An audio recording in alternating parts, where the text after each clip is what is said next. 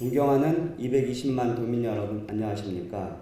소중한 시간을 할애하시어 5분 발언의 기회를 주신 유병국 의장님을 비롯한 선배 동료 의원 여러분, 양승조 도시장님과 김지철 교육감님을 비롯한 충남의 공직자 여러분, 그리고 언론인 여러분께 진심으로 감사를 드립니다. 전 세계적으로 석유, 석탄, 천연가스 등의 화석연료가 고갈되어 가고 있고, 화석연료의 과도한 사용의 결과로 전 인류는 온실 효과에 의한 온난화로 시달리고 있습니다.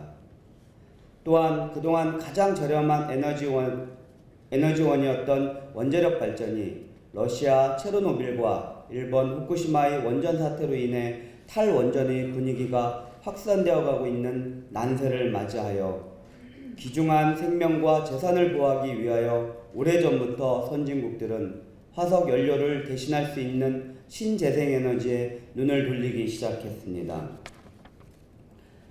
신재생 에너지원으로서는 태양열, 태양광, 지열, 수력, 풍력, 바이오 에너지 등이 있지만 이 중에서 손쉽게 설치하고 사용할 수 있는 것이 태양광 발전입니다. 이러한 전 세계적인 에너지 전환의 흐름에 편승하여 태양광 발전소가 급속도로 늘어나고 있습니다. 독일이 43%, 이탈리아 9%, 일본 9%, 미국 6%, 체코 5% 등이 있고 우리나라는 2% 정도의 점유율을 차지하고 있습니다.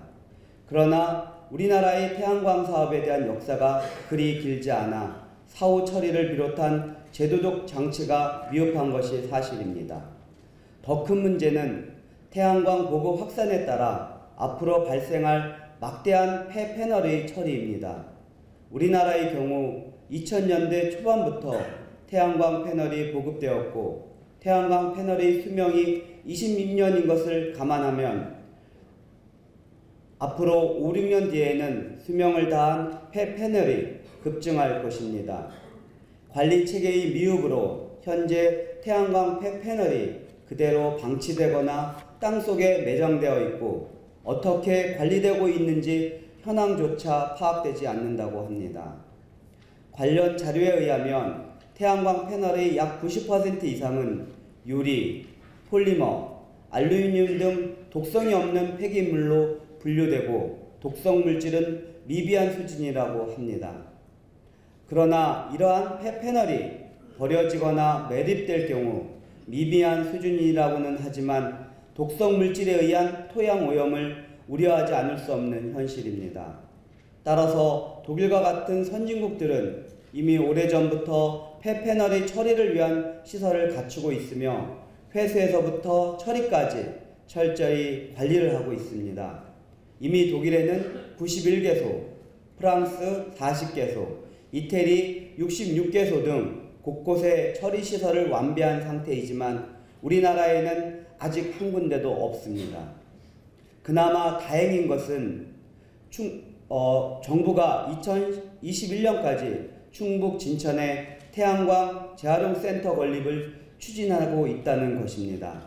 그러나 이것 하나만으로는 앞으로 급증이 예상되는 모든 태양광 폐패널의 처리는 불가능할 것입니다.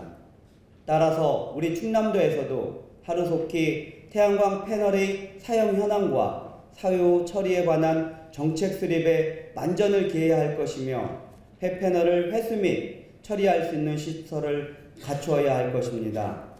그리고 이에 대한 향후 계획과 진행 상황에 대해 반드시 의회에 보고해 주실 것을 강력히 부탁드립니다.